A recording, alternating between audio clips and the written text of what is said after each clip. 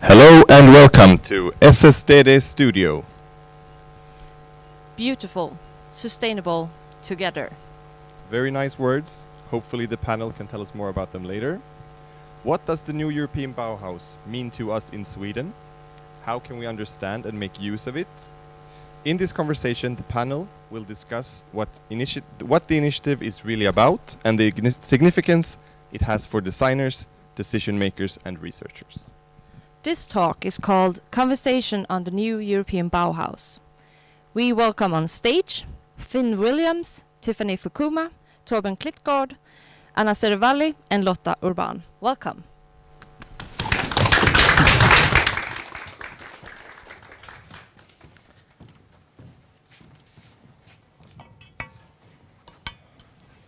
Hi, and warmly welcome to this conversation.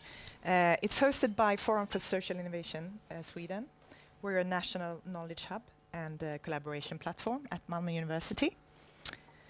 I'm Lotta Urban, and I'm a former journalist and now communicator at the Forum at Malmö University, and I will be your guide through this conversation. As Ebba and Andreas just said, we're going to talk about the new European Bauhaus. And it's a creative and interdisciplinary initiative launched by the European Commission at the beginning of 2020.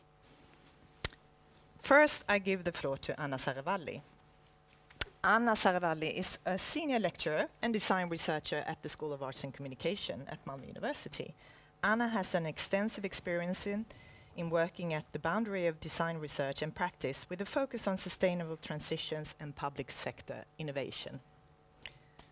Anna, can you explain to us what is the new European Bauhaus? Oh, it's a big question. You gave me a very bad question, or a difficult one.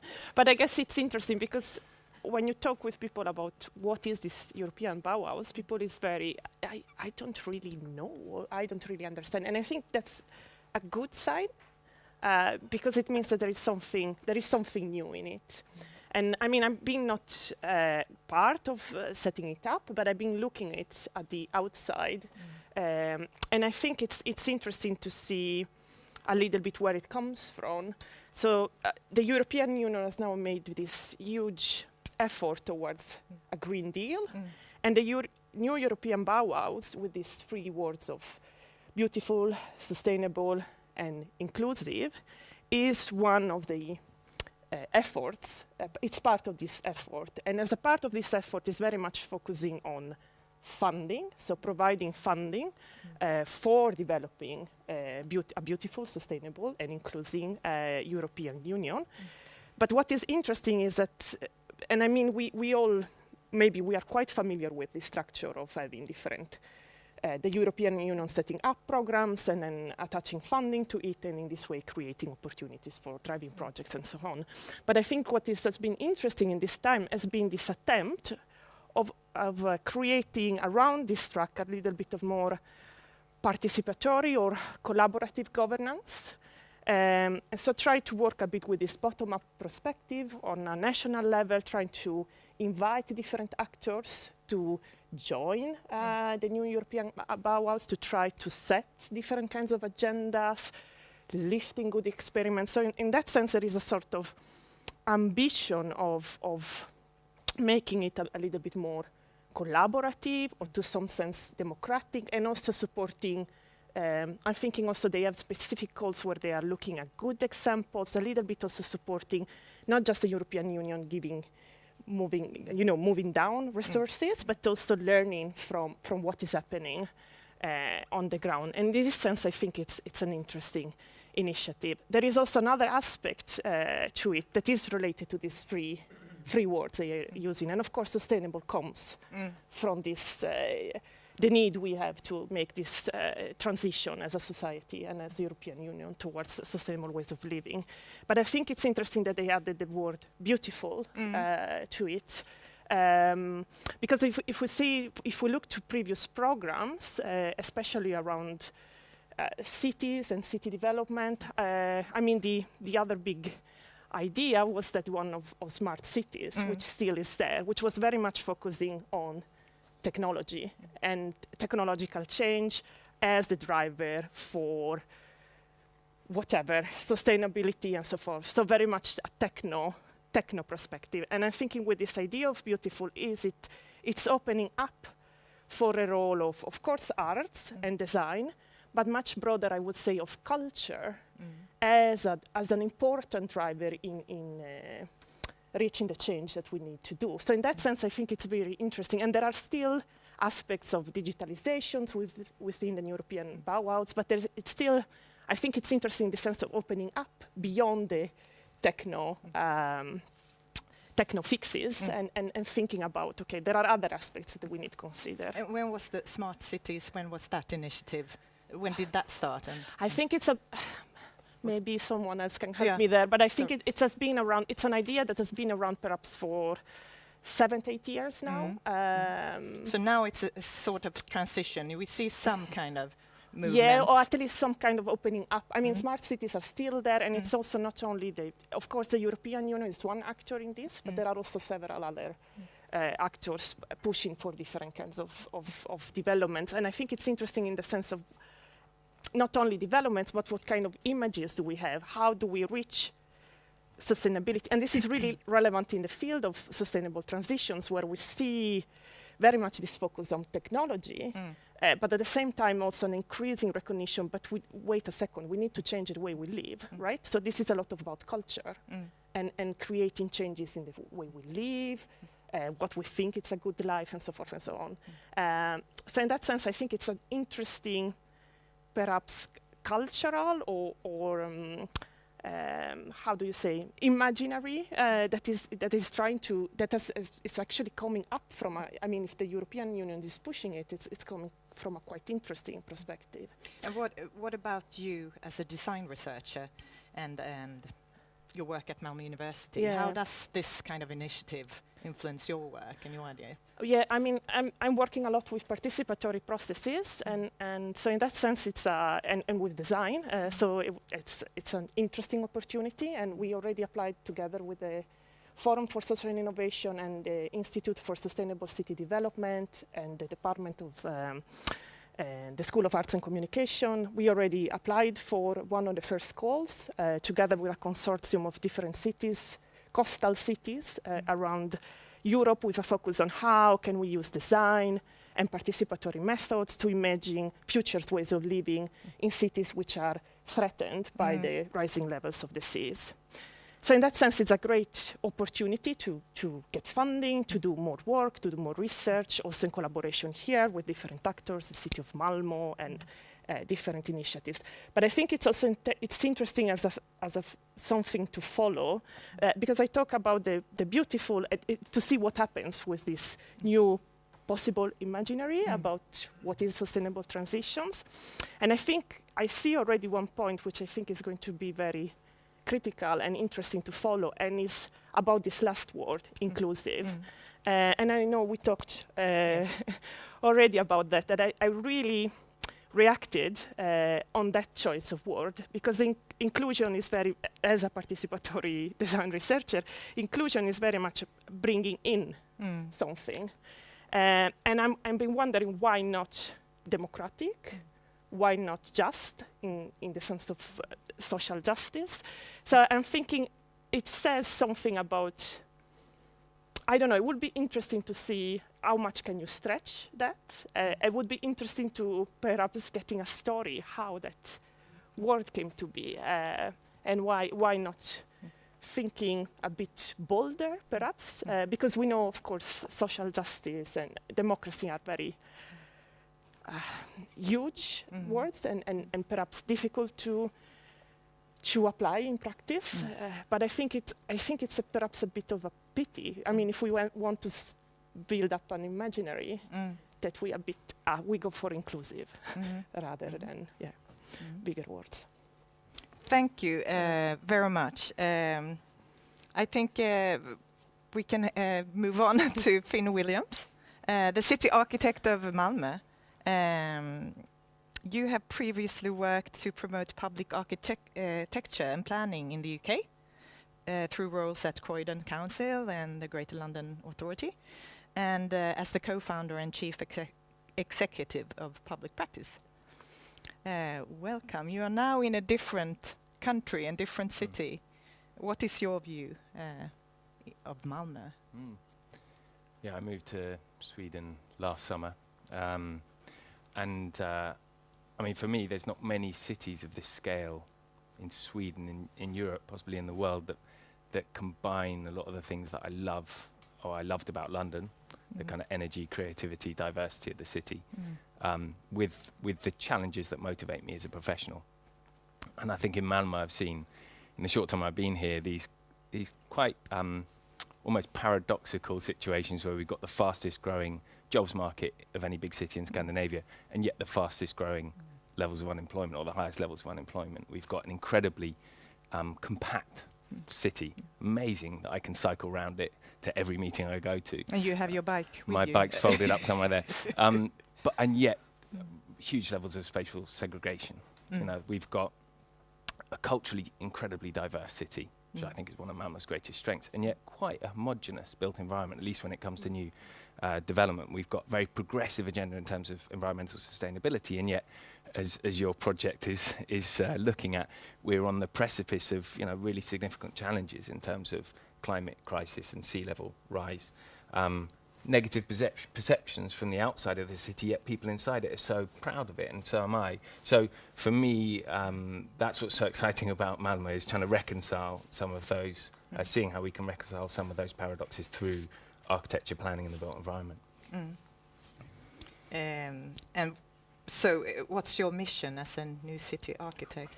My mission, I mean, there are some things I think things, having listened a lot and spoken to a lot of people and cycled all over the city, that I'd like to see. I think one of them is what I call an equality of quality. So lika rätt till kvalitet in terms of spatial justice.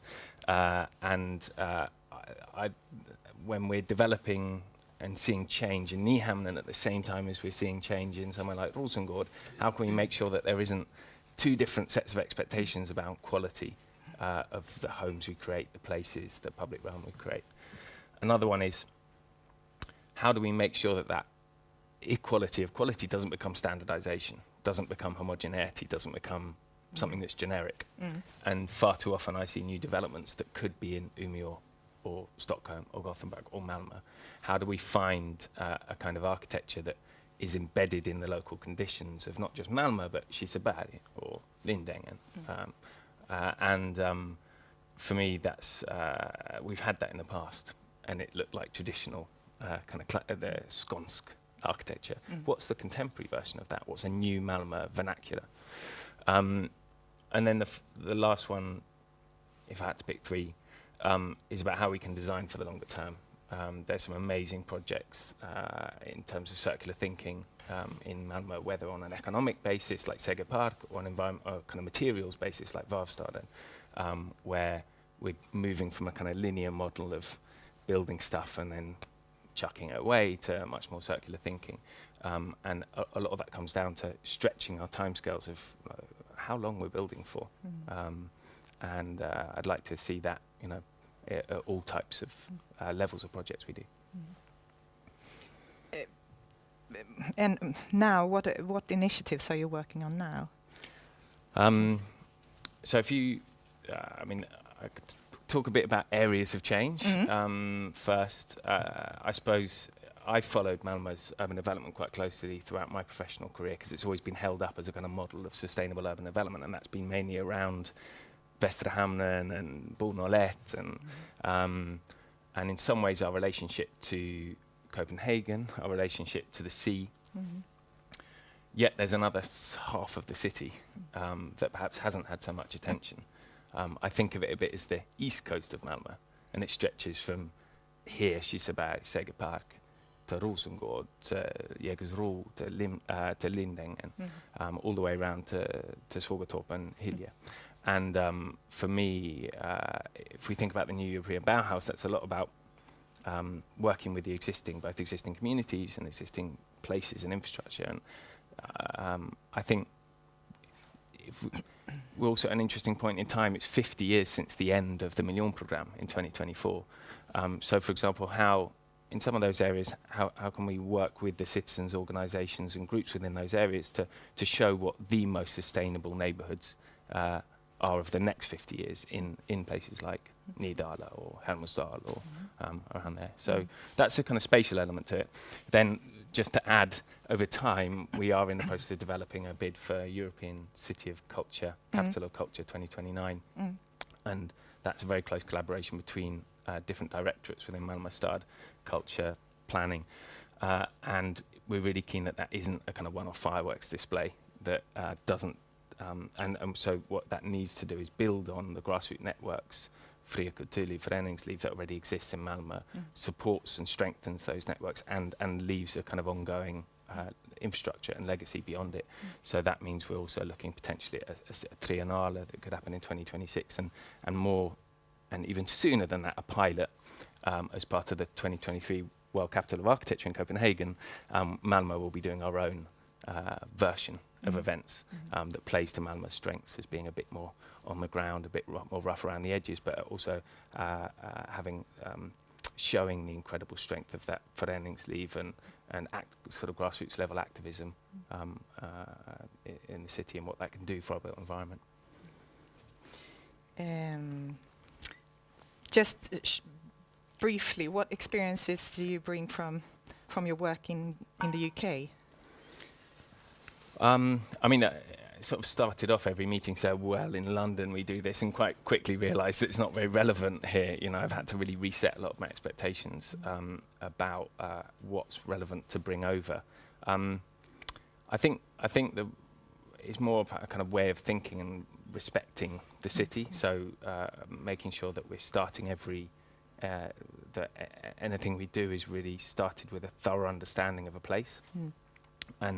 And that's not just physically what's there, but socially, economically, what the local economy looks like. And the work that Malmö Stad have been doing, and this was nothing I can claim credit for, but in Sofielund, with an incredible industrial area, with amazing industrial, cultural, sports activities going on, is a great example of that kind of approach, actually. So it's already happening in Malmö in some ways, but I for me, kind of embedding yourself in a place, understanding it properly, meeting people in the place rather than involving them in what you do, as you say. And I think that's a kind of fundamental way that we worked in London and that I would expect to work in Malmö as well.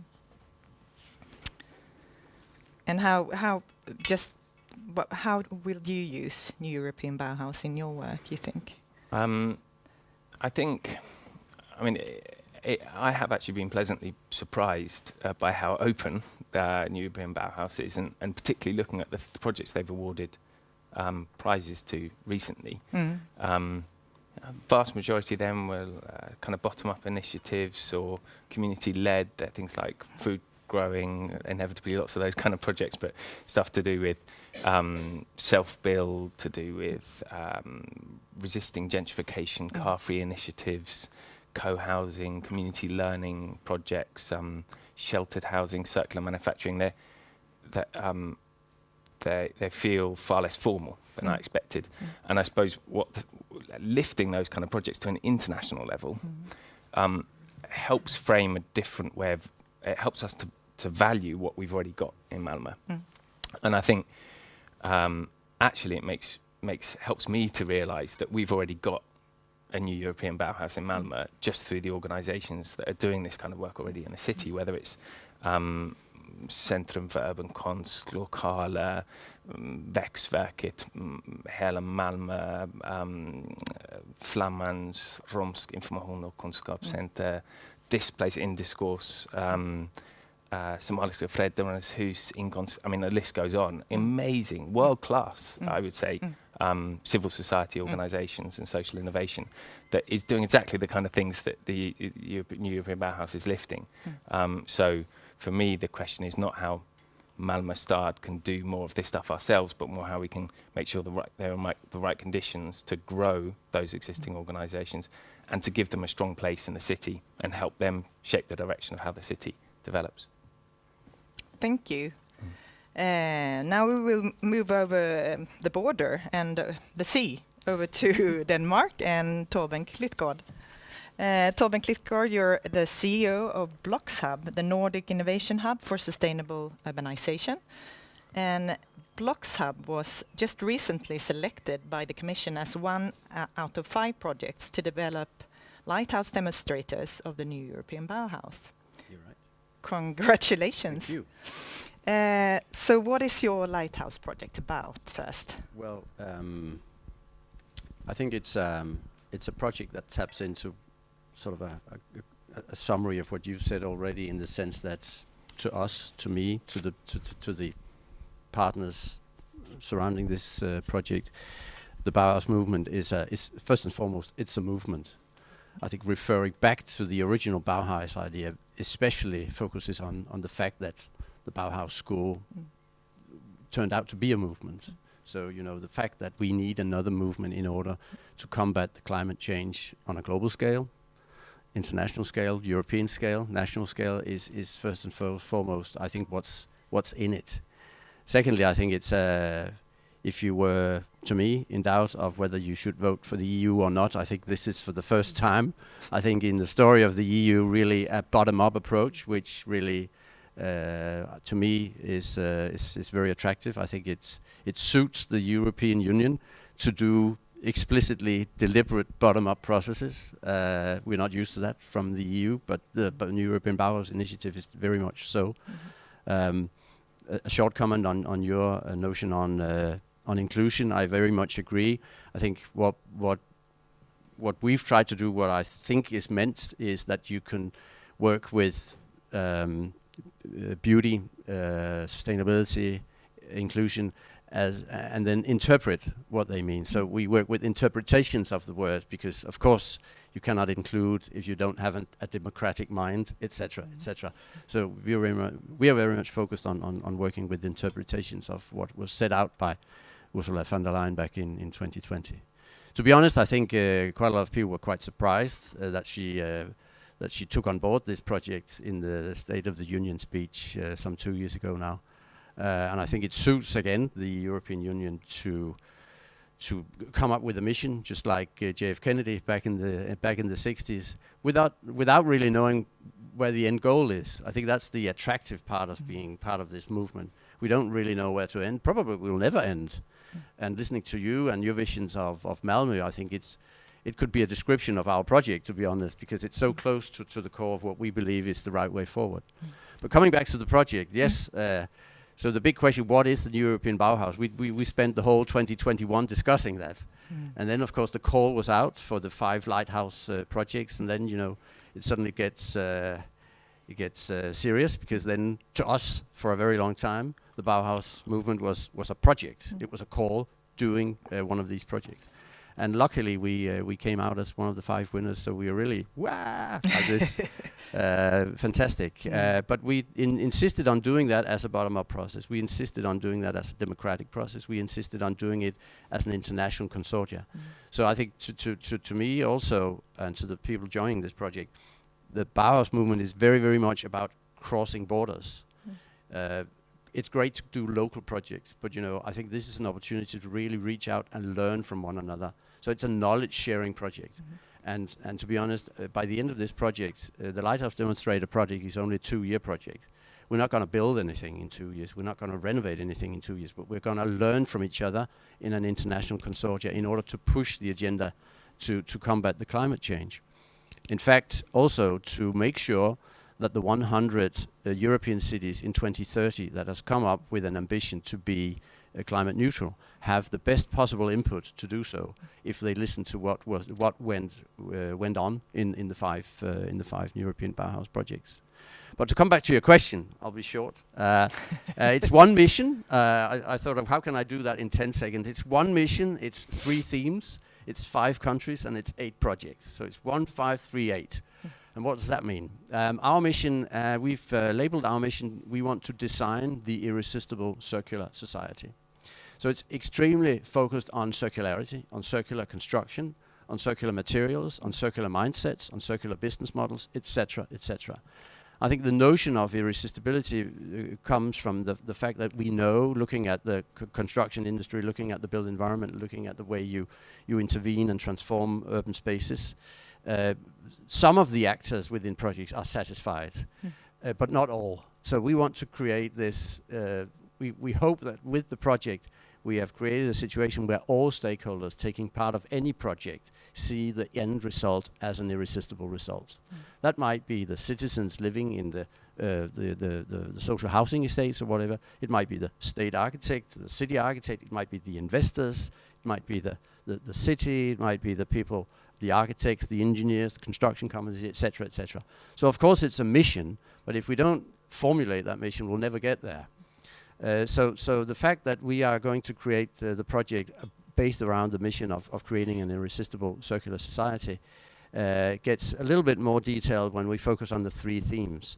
One of the themes is to insist on doing circular renovation of social housing. Very, very much reaching out to one of your challenges here in Malmö and lots of other places in Copenhagen for that matter, but especially in Eastern Europe. If you look at the renovation, you mentioned the Green Deal. To us, the renovation program, the renovation wave, programs are pivotal in this project also. Vast opportunities to actually come up with circular solutions if you look at renovation and how to circular renovate. That's one. The second is what we called systemic transformation of neighborhoods. So it's sort of a little bit more zooming out, focus on how can we, from a systemic point of view, transform neighborhoods in circular ways, but also tackling biodiversity issues, really focusing on how biodiversity can be tackled in city neighborhoods. And the third is to reconcile cities with nature.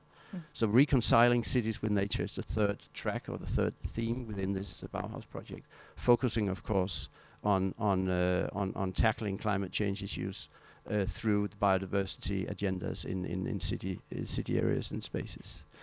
So and we reached out from the beginning to an international consortia consisting of, apart from Denmark, Holland, Italy, Slovenia, and Latvia. And we're very pleased that we can share the knowledge in 8 different projects in those 5 countries and in order to build. You come in with different perspectives and all different perspectives, yeah, as challenges, I guess. As heterogeneous as possible, I would say. Because that was also one thing, coming to a close here, that intrigued us when we saw the New European Bauhaus movement set up some 2 years ago, was the fact that to me, I think they insist, or the Bauhaus movement and the people behind the movement insist on cross-disciplinarity. I think the cross-disciplinarity is the only discipline forward, if you ask me. Of course, I have to say that because I run a hub with lots of different stakeholders within the built environment. But I think truly cross-disciplinarity is a means, it's a tool, so to speak, in moving forward and really doing urban transformation in the future. Thank you very much, Torben. And now, last but not least, we will have a broader international grassroots perspective. And I welcome our last guest, Tiffany Fukuma. You are the Managing Director of Trans-Europol, a Sweden-based international network of 140 grassroots arts and culture centers established in repurposed buildings. At Trans-Europol, you work with grassroots in an international context with 40 countries across Europe. How do you work and create a relevant network to grassroots? Well, maybe we have to start from the beginning of our history in the early 80s. We were born from the squat culture in northwestern Europe, so in like the utmost total like illegality, and like from grassroots organizations who were reclaiming space in cities for arts and culture at a moment when arts and culture was considered something very defined by the institution. And of course it was very difficult to access to funding, it was really difficult to develop any kind of project and to have any legitimacy to develop those projects in the first place. So the network came together to build political power and to 40 years later be recognized as a true cultural force to be accounted with, and to lead projects that are representing an alternative form of culture than the more institutional one. I'm not saying that we are like so avant-garde, like now we are a pre-established model. We consider ourselves more as a social justice organization or spatial justice organization, using the means of arts and culture to transform societies, neighborhoods, around us. So it's more like arts and culture are means to us. And yes, we're present in 40 different countries. We're growing extremely fast. And we, of course, have a lot of differences. But what unites us is really this commitment to the bottom-up approach, to the fact that a cultural project has to be community-led, to be, I don't like the term inclusive either, but to gather communities and to create thriving social environments. And how do the grassroots organizations see this initiative, the New European Bauhaus? So it was a discussion. We acknowledged from the very early stages of this program that Trans-Europals and the model we are showcasing is one of the very sexy models of the New European Bauhaus initiative. This is what the New European Bauhaus, we're a good illustration of what the New European Bauhaus wants to achieve. At the same time, I would disagree a little bit that it is a movement. The Bauhaus, the original Bauhaus, was a movement. This is more a political recognition or acknowledgement that yes, you have to work with communities and bottom up.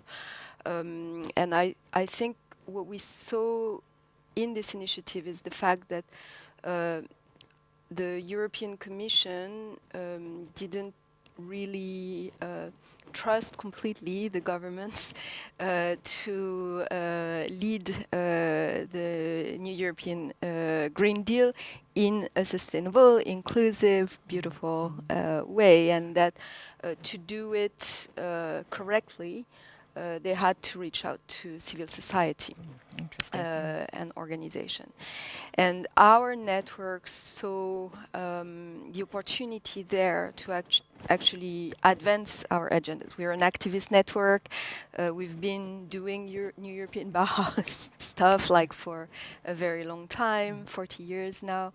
But what we see is that we still have quite a lot of issues of sustainability in terms of models. And most importantly, in the perspective of the European New Green Deal, we see a lot of things coming up and that don't necessarily look very good for the arts and cultural sector and the independent cultural sector. Such as the hardware of it all, the buildings. So the European New Green Deal is going to come up, is already coming with quite a lot of sets of norms and standards that we have absolutely no choice but to go by. None of our buildings were built in the first place to be sustainable. established in former factories, military barracks, like huge buildings sometimes, depending on how they've been redeveloped in history. You know, that some of them are still in, you know, kind of okay condition, but Like the place where... looking like that. But if you need to make a building like this, like, you know, carbon neutral, and imagine a building like this, you know, like maybe 10 or 20 times this size, it also means like massive investment in buildings. Yes. And right now, the arts and culture sector has all the difficulties in the world to access major sources of investment. Like the structural funds of the European Union are usually not primarily dedicated to arts and culture. To collateralize bank loans, you need to have like stable economic models. To have a stable economic model, you need to have a permanent way of occupying space, like have a long-term lease or be the owner of the building, which is often not the case in our network. So what we want is to use the New European Bauhaus also as a means to make the case for our sector. And for this come together with the academic sector, the public sector, the private sector, the innovation sector. We also unsuccessfully went with our Bratislava members for Horizon NEB grant that we didn't get, but we had a Creative Europe grant recently that was colored with the New European Bauhaus principles, and it's a capacity building project funded through the Europe Creative Stream of funding to actually build the capacity of our network to repurpose their buildings in a sustainable way, using cheaper, more maybe vernacular ways of retrofitting or fixing buildings. And hopefully down the line, we will also use this project to make the case that it's good to build the capacity, but at some point you need to transform the space, and to transform the space, you need to have access to investment pools of money. I'll invite all of you now, and thank you, Tiffany. What's your reflections on the other the other panelists? I'm just thinking that is it possible that it can, like a policy initiative like this, that it can inspire design and also make the social, the social inclusion and not inclusion, but the democratic. Is it possible? Yeah, Tobbe. Can I start? Yeah, Yes. this is not a discussion about is it a movement, is it not a movement, but I think the reason why we were so fascinated is because we truly believe it is a movement. And as such, it was the complete opposite of the original Bauhaus, because at the end of the day, that was a very non-democratic movement, so to speak. Now I think what has set in motion, what the Commission has set in motion is, if we just talk about the Lighthouse demonstrator projects going on for the next couple of years. To my knowledge, there were 42 European consortia applying, 5 won. So there must be in the neighborhood of 37 left. Are they going to stop? Are they just going to turn their attention to something completely else? Of course not. This is a train running. It is certainly a movement. It's a bottom-up initiative. And if you look at it's an explosion of ideas, to my knowledge, in all the different projects. Some won, okay, and the rest is still going to go. Of course, I think we decided from the word on, if we don't win, we go anyway. And I do believe that that goes for all the rest. And that's the reason why this initiative is something that really addresses us all, with a unique opportunity, in my view, to reach out to the citizens of Europe in order to co-create and co-create ideas on climate change, combat, etc., etc. And in that respect, it doesn't really matter whether you won the project or not, because everyone has won in the sense that I think so far this has actually succeeded in being a bottom-up process. If you look at the design phase last year, it was a complete explosion of ideas from all over Europe. So in that respect, I think the project has already won. Is it only about the built environment? Is it, or can we broaden it to the social? I mean, you were talking about the social just transformation. Can we do that from the built environment? Only look at it from that perspective, or what do we more need to add? Can I? Yes, I can Anna. take the Yeah. researcher hat and be a bit take the privilege of being a little bit maybe the critical eye. And I'm thinking it's really interesting, this idea, is it a movement? And I'm thinking all movements maybe have, historically, we know that they might have problems in dealing with some issues and frictions. And I think it was really interesting what you said about this huge question of the economical sustainability, right? And I'm thinking in this sense, and it's an intrinsic tension and problem there is within all ideas of sustainable transition at the moment, because they are either still building on the idea that we will have continue on the path of growth, that we know we cannot do it.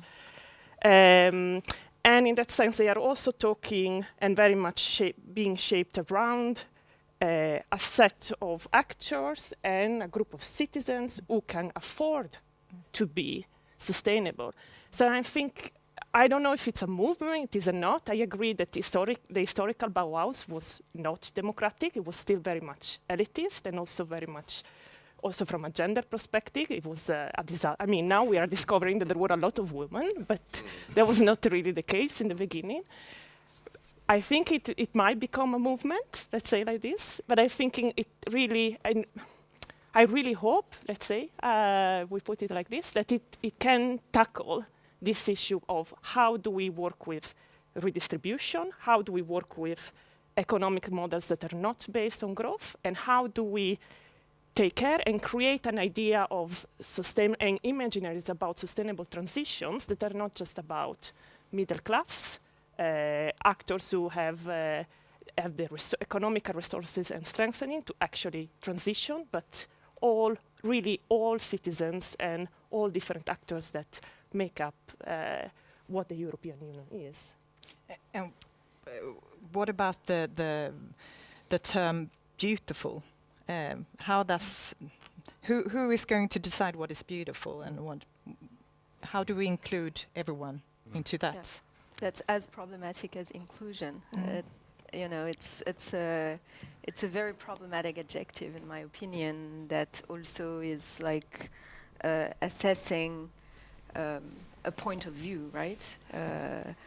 Nothing is beautiful unless somebody declares it's beautiful. So who declares what do you think, what Finn? is beautiful? Yeah, I mean, it's obviously a hot topic in architecture and planning in Sweden and in the UK to some extent at the minute, when there are certain ideals of what beauty is that are quite closely tied with identity politics and nationalism and an idea of, I suppose, resisting forces of internationalization or diversity even. I still think, though, as someone who's involved in architecture and design, that it isn't just tick or smak, as they say in Swedish. It's not just a case of taste. If you walk into, I challenge anyone in Malmö to walk into Leverentz's Österkyrkogårdens chapels or Anselm's Konsthall and not feel something like physically. That there is something objective there. It's not subjective. That's like a tangible effect that really beautiful places have on you. And that isn't because you associate it with a certain style, right? Or you associate it with you just happen to like mid-century stuff. Or so I think we need to be able to, as a profession, talk about how we can get in those kind of sensitivities and sensibilities in what we build. And it's not there enough. Too often it's simplified to a case of, well, I like this, I like things that look this colour, I like things that look this style. So I think I understand it's problematic, but at the same time, I think it's a good challenge to put back to the design sector to really go beyond those kind of very superficial discussions and talk about how the built environment actually affects us on a daily basis. We're unfortunately running out of time. I have had many more questions, of course. But thank you very much for participating. And I think maybe the conversation we can continue afterwards with you or whoever wants to take part. So we invite you all. The new European Bauhaus calls for all of us to imagine and build a sustainable and democratic, just future that is beautiful to our eyes, minds and souls. So what will you do as a citizen? I encourage you all to be active, engaged and creative. We need to do this together. And please, we reach out to you and I hope you reach out to us. And until next time, take care of you and each other. Thank you. Thanks for listening.